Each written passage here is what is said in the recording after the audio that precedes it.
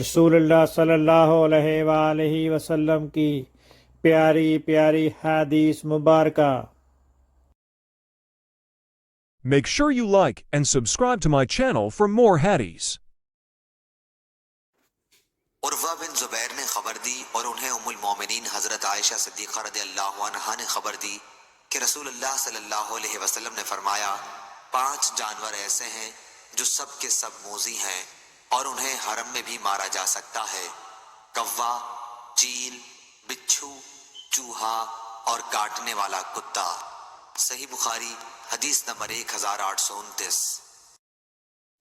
سلیمان بن بلال نے بیان کیا، ان سے سور بن زید نے، ان سے ابو غیث نے اور ان سے ابو ہریرہ رضی اللہ عنہ نے بیان کیا کہ نبی کریم صلی اللہ علیہ وسلم نے فرمایا، جو کوئی لوگوں کا مال قرض کے طور پر ادا کرنے کی نیت سے لیتا ہے تو اللہ تعالیٰ بھی اس کی طرف سے ادا کرے گا، اور جو کوئی نہ دینے کے لیے لے تو اللہ تعالیٰ بھی اس کو تباہ کر دے گا۔